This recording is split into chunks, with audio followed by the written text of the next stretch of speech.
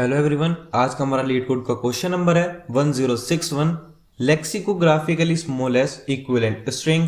ये क्वेश्चन आपका medium marked है। हम इस क्वेश्चन को अच्छे से समझेंगे, उसके बाद आपको अच्छे से समझ में आ जाएगा। सबसे पहले क्वेश्चन पढ़ते हैं कि क्वेश्चन में क्या गिवन है। You are given two strings of same length S1 and S2।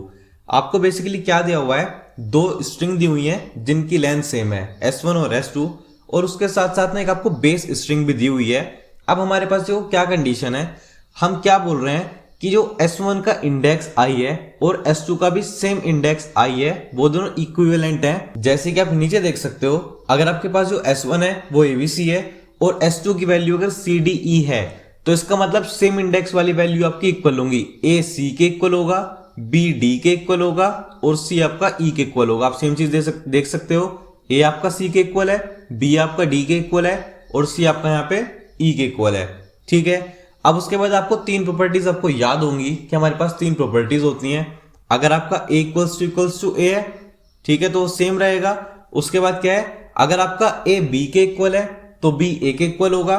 और ट्रांजिटिव क्या बोलती थी, अगर A B के इक्वल है, B C के इक्वल है, तो A सीधा सीधा किसके इक्वल हो सकता है, C के इक्वल होगा। ठीक है, आई होप कि आपको ये तीनों प्रॉपर्टीज पहले से ही पता होंगी और इनके अंदर कुछ भी ऐसा खास नहीं है। उसके बाद आगे चलते हैं। जैसे कि आप यहाँ पे देखो, हमें उसने क्या दिया हुआ है, एक स्ट्रिंग हमें ABC दी हुई है, एक CDE दी हुई है। ठीक है, और उसी के साथ साथ ACD और AAB क्या है, हमारे पास इक्विवेलेंट स्ट्रिंग्स हैं EED और AAB की। बेसिकली आप ये सब कुछ छोड़ दो, क्या लिखा है क्या नहीं लिखा, इस पूरे को ना एकदम आराम से समझते हैं। अगर आप इसको समझोगे तो आपको पूरी कहानी समझ में आएगी कि आपके पास बेसिकली यहाँ पे हो क्या रहा है। ठीक है, सबसे पहले आप मुझे एक बात बताओ, हमें निकालना क्या है, लेक्सिकोग्राफिकली स्मॉलेस्ट स्ट्रिंग। कल का हमारा क्या क्वेश्चन था, लेक्सिकोग्राफिकली लार्जेस्ट स्ट्रिंग। जब हमारा लार्जेस्ट था तो हमने किसको चूज किया था, जो भी मेरा लार्जेस्ट एलिमेंट था या फिर जो मेरा लार्जेस्ट कैरेक्टर था। आज हम किसकी बात कर रहे हैं, स्मॉलेस्ट स्ट्रिंग की। तो आज हम किसको चूज करेंगे, जो हमारे स्मॉलर होगा। ठीक है, आपको क्या करना है, आप ना सबसे पहले ये जो आपकी दी है ना बेस स्ट्रिंग दी हुई है, आप इसको पकड़ लो। ठीक है, अब आप ये बताओ एक बार, सबसे पहले हम बात करते हैं। देखो, आपको ये तो पता है कि आपकी इसकी और इसकी, इन दोनों की जो आपकी लेंथ है वो आपके पास इक्वल है। ठीक है, उसने क्वेश्चन में हमें ऑलरेडी क्या दिया हुआ है कि जो मेरी S1 की लेंथ है वो किसके इक्वल है, मेरी S2 के लेंथ के। ठीक है, सबसे पहले हमने एक काम करते हैं, S1 और S2 को ना कंपेयर करते हैं। देखो, S1 का जो फर्स्ट लेटर है वो क्या है, मेरे पास P है, और S2 का मेरे पास फर्स्ट लेटर क्या है, M है। अब आप ये बताओ, P छोटा है या फिर M छोटा है। डेफिनेटली M छोटा है, कोई प्रॉब्लम नहीं होगी उसमें। सो इस वजह से जब हमने इन दोनों को कंपेयर किया तो हमारे पास सबसे पहले क्या वर्ड मिला, हमें M वर्ड मिला। ठीक है, उसके बाद नेक्स्ट कैरेक्टर पे चलते हैं। नेक्स्ट कैरेक्टर क्या है हमारे पास, यहाँ पे देखो A दे रखा है और यहाँ पे क्या है मेरे पास O है। अब आप ये बताओ, A छोटा है या फिर O छोटा है। डेफिनेटली इसके अंदर A छोटा है। सो M के बाद जो मेरा नेक्स्ट कैरेक्टर है वो मुझे क्या मिलता है, A मिलता है। ठीक है, नेक्स्ट कैरेक्टर पे चलते हैं। नेक्स्ट कैरेक्टर क्या है मेरे पास, यहाँ पे R है और यहाँ पे भी मेरे पास क्या है, R है। बट आउटपुट में अगर आप देखोगे तो मैं क्या मिला है, K मिला है। ये तो चेंज हो चुका है पूरा का पूरा। ऐसा क्यों हुआ, ये समझना उतना ही ज्यादा जरूरी है। ठीक है, अब अगर आप यहाँ पे इसको थोड़ा सा साफ कर लेते हैं एक सेकंड के लिए। हम अभी तक कहां तक बात कर चुके थे, हम अपना ऑलरेडी M और A देख चुके थे, उसमें हमें कोई प्रॉब्लम नहीं थी कि हमारा M और A किस तरह से आया था। ठीक है, उसके बाद अब यहाँ पे आप ये बताओ, ये जो मेरा R है और यहाँ पे भी मेरा R है, एक तो मेरे पास यहाँ पे वाला मुझे ग्रुप मिल जाता है सीधा सीधा। ठीक है, हमें उसने क्वेश्चन में ऑलरेडी क्या दिया हुआ था कि जो सेम इंडेक्स पे वैल्यूज हैं वो इक्वल होंगी। ठीक है, सो इसके अकॉर्डिंग देखो, R इसका भी थर्ड है और इसका भी थर्ड है, इक्वल हो गया। उससे अगर मैं जस्ट नेक्स्ट वाले की बात करूं तो यहाँ पे देखो, यहाँ K है और यहाँ पे फिर R है, तो इसका मतलब क्या है, K भी किसके इक्वल है, R के इक्वल है।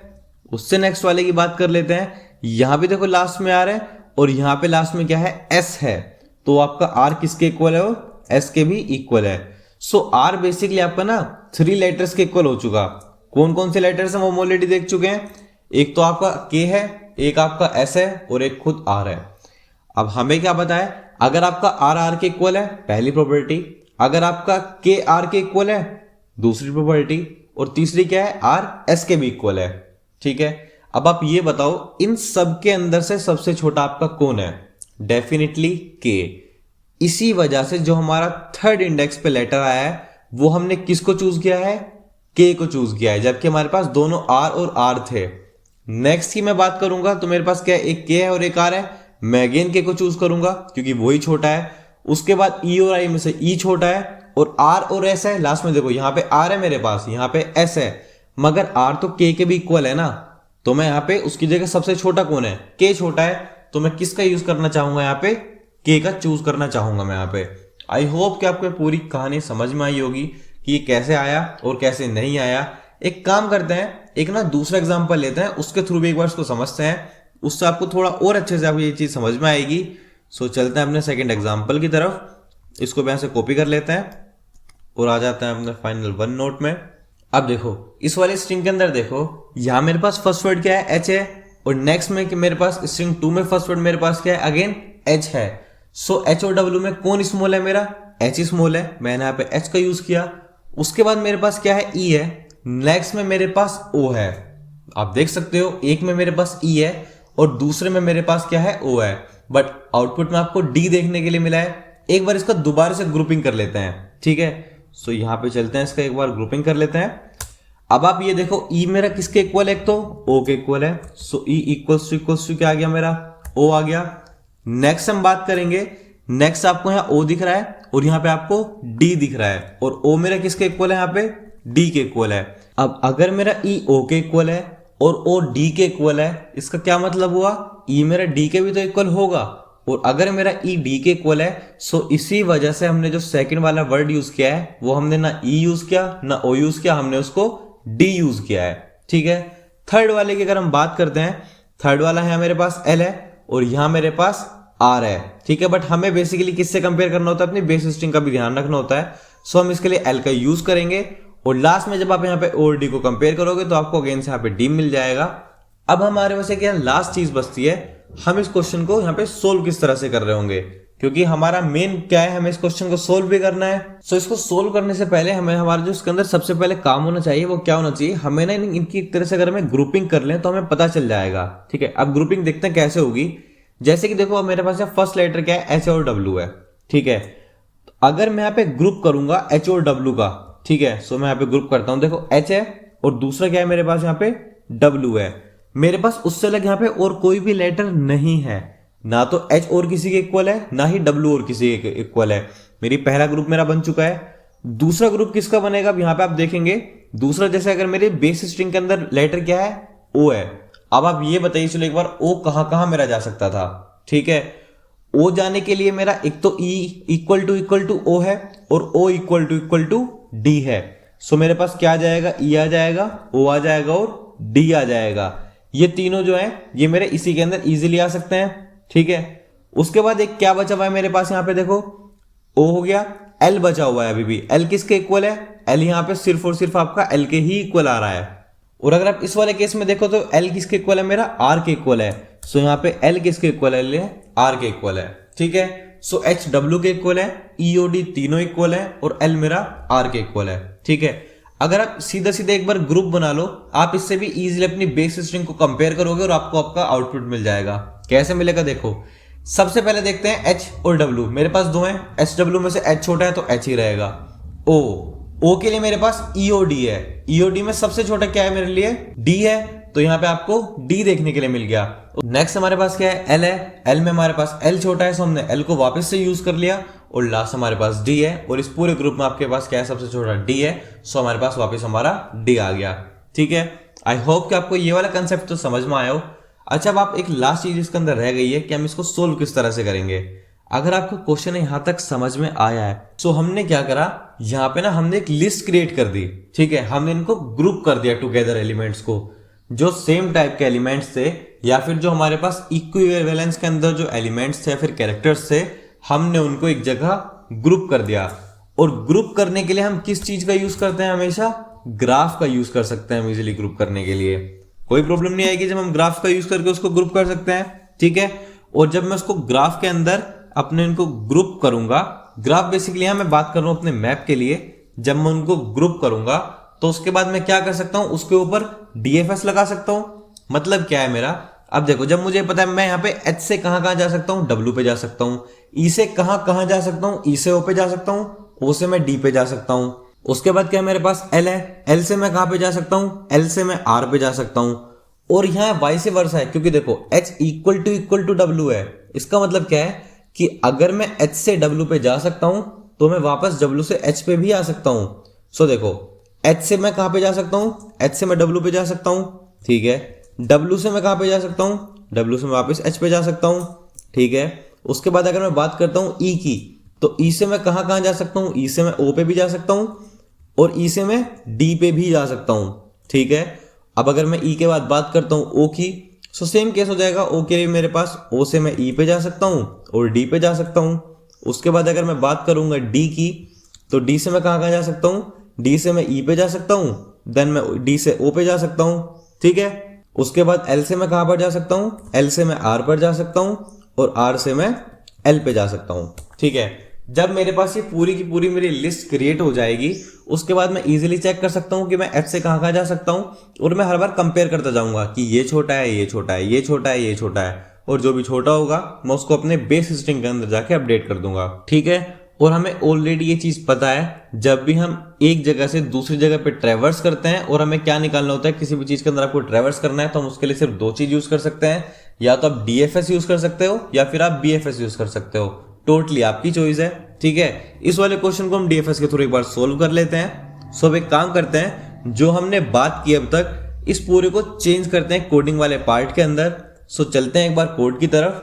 सो आ जाते हैं, इसको अभी के लिए यहां से हटा देते हैं, इसकी अब जरूरत नहीं है। सबसे पहले हम क्या करेंगे, जो हमारा सबसे मेन काम होगा, देखो DFS का हमें एक तो वो चाहिए, फंक्शन चाहिए, उसको हम एकदम बाद में बना लेंगे, अभी ऐसा कुछ वो नहीं है। सबसे पहले हमें क्या चाहिए, उसकी लेंथ चाहिए कि मेरे पास जो टोटल स्ट्रिंग है उसकी लेंथ कितनी है। सो सबसे पहले मैं क्या निकालूंगा, उसकी लेंथ निकाल लूंगा। वो कितना हो जाएगा मेरे पास, S1 डॉट लेंथ।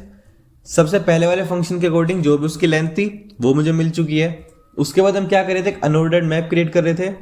सो यहाँ पे एक अनऑर्डर्ड अंडरस्कोर मैप क्रिएट कर लेते हैं। अच्छा बट ये तो कैरेक्टर वाला है। सो इसके लिए हम इसका डेटा टाइप में क्या रखेंगे, कैरेक्टर रखेंगे। ये तो मेरे पास फर्स्ट हो गया। और दूसरा मैं इसके अंदर क्या पास करूंगा, एक वेक्टर पास कर देता हूँ, वेक्टर ऑफ कैरेक्टर, ठीक है। और इस पूरे का नाम रख लेते हैं क्या, एडजेसेंसी लिस्ट, ठीक है। एडजेसेंसी लिस्ट के अंदर हम क्या करेंगे, जो अभी हमने यहाँ पे लिस्ट देखी है ना, अगर आप देखो तो हमने यहाँ पे जो लिस्ट देखी है, हम इस वाली लिस्ट को अपना क्रिएट करेंगे एडजेसेंसी लिस्ट के अंदर, ठीक है। सो वापस से चलते हैं। अब देखो जो मेरी एडजेसेंसी लिस्ट है वो तो क्रिएट हो चुकी है। अब उसके अंदर मुझे एलिमेंट्स को पुश करना है। सो यहाँ पे एक लूप चला लेते हैं, for int I equals to 0, I is less than n, I plus plus. आप इसके अंदर वो भी यूज कर सकते हो, for int num in nums, जैसे कि हम ऑटो ट्रेटर का यूज करते हैं, आप वो भी इसके अंदर यूज कर सकते हो। अब हम क्या करते हैं, हम एक कैरेक्टर ले लेते हैं अपना, क्या, character A equals to, character जो मेरा A होगा वो किसका होगा, मेरा S1 वाली स्ट्रिंग का होगा, ठीक है। इसी तरह से मैं कैरेक्टर B लूंगा, B किसके ले लूंगा, जो मेरी S2 वाली स्ट्रिंग का ith कैरेक्टर होगा, ठीक है। ये दोनों मैंने ले लिए, एक को A ले लिया और एक को मैंने B ले लिया। अब इन दोनों को मैं क्या करना है, अपनी एडजेसेंसी लिस्ट के अंदर भी डालना होगा। सो उसके लिए उसको पुश कर लेते हैं। सो A के अंदर मैं किसको डालूंगा, B को डालूंगा। सो ये हो जाएगा मेरा पुश अंडरस्कोर बैक, और इसके अंदर हम क्या पुश करेंगे, अपना B वाली वैल्यू को पुश करेंगे। ये किसके लिए हुआ, मेरा फर्स्ट वाले के लिए हुआ। अब सिमिलरली काम करते हैं, जस्ट इसी को यहाँ पे कॉपी कर लेते हैं अपने इसके नेक्स्ट वाले के लिए। सो जो इसके लिए B वाले के अंदर भी सेम को कॉल कर देते हैं। अब ये क्या करेगा, नीचे वाला मेरा B के अंदर A को पुश कर देगा, ठीक है। सो हुआ क्या, मेरी जो पूरी की पूरी वो है एडजेसेंसी लिस्ट है वो यहाँ पे क्रिएट हो चुकी है, ठीक है। ये वाला काम मेरा खत्म हो चुका है। अब आगे चलते हैं। अब हमें जो आउटपुट चाहिए वो हमें किसकी रिस्पेक्ट में मिलता है, हमें हमारी बेस स्ट्रिंग के लिए। सो मुझे उसकी भी लेंथ चाहिए, तो मैं यहाँ पे क्या करता हूँ, अपनी बेस स्ट्रिंग की भी क्या करूंगा, लेंथ निकाल लूंगा। सो ये क्या हो जाएगा, मेरा बेस स्ट्रिंग डॉट लेंथ, ठीक है। अब मेरे पास मेरी दोनों की दोनों जो लेंथ है वो मुझे मिल चुकी हैं। और उसके बाद एक मुझे को यहाँ पे चाहिए स्ट्रिंग रिजल्ट, जो कि मेरा फाइनल रिजल्ट के लिए होगा, ठीक है। अब आगे चलते हैं। अब हम क्या हर बार देखो यहाँ पे चेक कर रहे थे, सो हम उसके लिए यहाँ पे दूसरा वो कॉल कर लेते हैं, for int I equals to 0, I is less than n, I plus plus, ठीक है।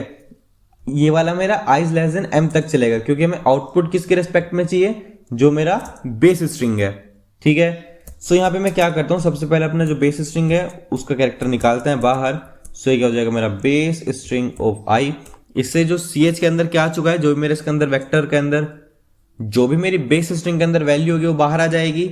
उसके बाद हम डीएफएस के अंदर क्या क्रिएट करते थे, एक हम वेक्टर क्रिएट करते थे। किस चीज के लिए, ये चेक करने के लिए कि कोई भी मेरा विजिट है हुआ या फिर नहीं हुआ। अब टोटल कैरेक्टर मेरे पास कितने होते हैं, देखो 26। स्टार्टिंग में सबको मैं 0 मार्क कर दूंगा कि अभी तक मैंने किसी को भी विजिट नहीं किया। इसका यूज केस क्या है कि कहीं मैं लूप में ना फंस जाऊं, सो उसके लिए इसको बनाना बहुत ज्यादा जरूरी है। अब बस उसके बाद क्या है, जो भी मेरा रिजल्ट आएगा उसके अंदर मुझे बस पुश बैक करना है। सो ये क्या हो जाएगा, पुश अंडरस्कोर बैक। अब इसके अंदर पुश बैक करेंगे। पुश बैक करने के लिए हम क्या क्या डालेंगे इसके अंदर, यहाँ पर आ जाएगा मेरा डीएफएस। अब यहाँ पे अभी ऊपर मैं डीएफएस का फंक्शन लिख लूंगा। उसके अंदर क्या क्या हो जाएगा, एक तो मैं एडजेसेंसी लिस्ट पास करूंगा अपनी, एक अपने इस वाले कैरेक्टर को पास करूंगा, और अभी जो हमने वेक्टर बनाया हमें उसको भी पास करना पड़ेगा। सो हो जाएगा मेरे पास विजिटेड। ठीक है, ये भी मेरे पास कंप्लीट हो चुका है। और उसके बाद बस लास्ट में क्या चाहिए, लास्ट में जो मेरा रिजल्ट है मैं उसको रिटर्न करा दूंगा। सो रिटर्न रिजल्ट। ठीक है, अब हमारे पास क्या बचा बस इसके अंदर, जो हमने अभी तक नहीं किया, हमने अपने डीएफएस को कहीं भी नहीं बताया कि डीएफएस क्या है। सो ऊपर अपना यहाँ पे डीएफएस फंक्शन लिख लेते हैं। अब देखो जो मेरा डीएफएस फंक्शन है वो मुझे क्या रिटर्न कर रहा है, कैरेक्टर। सो उसका रिटर्न टाइप क्या हो जाएगा मेरे पास, कैरेक्टर डीएफएस। अब यहाँ पे लिख लेते हैं। अब डीएफएस के अंदर मैं क्या क्या पास करूंगा, एक तो अपना अनऑर्डर्ड मैप पास करूंगा। सो यहाँ पे हम देख सकते हैं जो मेरा अनऑर्डर्ड मैप है वाला एडजेसेंसी वाला, मैं पूरे को एज इट इज यहाँ पे कॉपी कर लेता हूँ। सो यस, सबसे पहले मैंने क्या पास करा, फिर इसके अंदर अपना अनऑर्डर्ड मैप पास कर दिया है। अब उसके अंदर हमें एक चीज और पता है, आप जब भी पास करते हो तो हम इसको क्या करते हैं, पास बाय रेफरेंस करते हैं। ठीक है, सो यहाँ पे इसको पास बाय रेफरेंस कर लेते हैं और यहाँ से इन्वर्टेड को हटा देते हैं। ठीक है, हमने यहाँ देखा हमने एडजेसेंसी लिस्ट पास कर दी। उसके बाद क्या चाहिए, कैरेक्टर चाहिए। सो यहाँ पे कैरेक्टर हो जाएगा और इसका नाम चलो करंट रख लेते हैं। दो चीजें मेरी हो चुकी हैं। और लास्ट में क्या है, मेरा विजिटेड है। सो मुझे एक विजिटेड नाम की वेक्टर पास करनी पड़ेगी। सो हो जाएगा vector of int and visited. ठीक है, ये वाला पार्ट भी मेरा खत्म हो चुका है, डिक्लेयर हम कर चुके हैं। अब बस क्या करना है, हमें इसको यहाँ पे यूज करना है। ठीक है, एक बार इसको यहाँ पे यूज कर लेते हैं। अब देखो यहाँ पे मुझे क्या चाहिए, विजिटेड चाहिए। अब हम क्या करेंगे, जो मेरा विजिटेड होगा हम उसको ट्रू मार्क करते चलेंगे, जो जो हम जिसको हम विजिट करते जा रहे हैं। सो ये क्या हो जाएगा मेरे पास, करंट माइनस ए, जो भी उसकी इंटीजर वैल्यू मिलेगी हम उसको किस से चेंज कर देंगे, 1 से चेंज कर देंगे। इसका मतलब क्या है कि हाँ हम उसको विजिट कर चुके हैं। और स्टार्टिंग में क्या करते हैं, जो ना मेरा मिनिमम कैरेक्टर है, हमें मिनिमम कैरेक्टर निकालना है, उसको मैं करंट ही मान लेता हूँ। देखो जो भी है ना मेरा, वो ही मेरा मिनिमम है। उसके बाद हम अब जाके उसको चेक कर लेंगे एक बार, ठीक है, कि मिनिमम है या नहीं है। सो उसके लिख लेते हैं for character and V in adjacency list. यहाँ पे एडजेसेंसी लिस्ट के अंदर मैं जाऊंगा अपने करंट के साथ। ठीक है, अब यहाँ पे हम चेक करेंगे उसको एक बार, if visited of V minus A, जो भी वैल्यू है, अगर ये इक्वल्स टू मेरे पास 0 आ जाती है, सो इस वाले केस के अंदर जो मेरा मिनिमम कैरेक्टर है उसको अपडेट कर लेंगे यहाँ से। सो ये जो मिनिमम कैरेक्टर है वो मेरे पास कितना हो जाएगा, मिनिमम ऑफ किस किस का मिनिमम होगा। सबसे पहले तो मेरे पास जो भी मिनिमम कैरेक्टर जो मैंने माना हुआ है, क्या पता वो खुद ही हो, सो मैं उसी को चूज कर लूंगा मिनिमम कैरेक्टर। और अगर वो नहीं होगा तो हम दोबारा से क्या कर देंगे, डीएफएस को अपनी कॉल कर देंगे और डीएफएस के अंदर क्या पास करेंगे, एडजेसेंसी लिस्ट पास करेंगे, वी पास करेंगे और अपनी वेक्टर विजिटेड पास करेंगे। अब ये आपका देखो कब तक काम चलेगा, ये आपका तब तक चलेगा जब तक आपको वैल्यू नहीं मिल जाती और आपकी कोई भी ऐसी वैल्यू दोबारा नहीं आ जाती जो कि ऑलरेडी विजिटेड है, जिससे वो किसी लूप वगैरह के अंदर ना फंसे। और लास्ट में जो भी इसको मिनिमम कैरेक्टर मिलेगा हम फाइनली उसको क्या कराएंगे, अपना रिटर्न करा लेंगे। सो यहाँ पे लास्ट में क्या कराते हैं, रिटर्न जो भी मेरा मिनिमम कैरेक्टर की वैल्यू होगी। ठीक है, चेक करते हैं इसको एक बार। और आप देख सकते हो जो मेरे सारे टेस्ट केसेस हैं वो पास हो चुके हैं। अब एक काम करते हैं, उसको सबमिट करके भी चेक कर लेते हैं।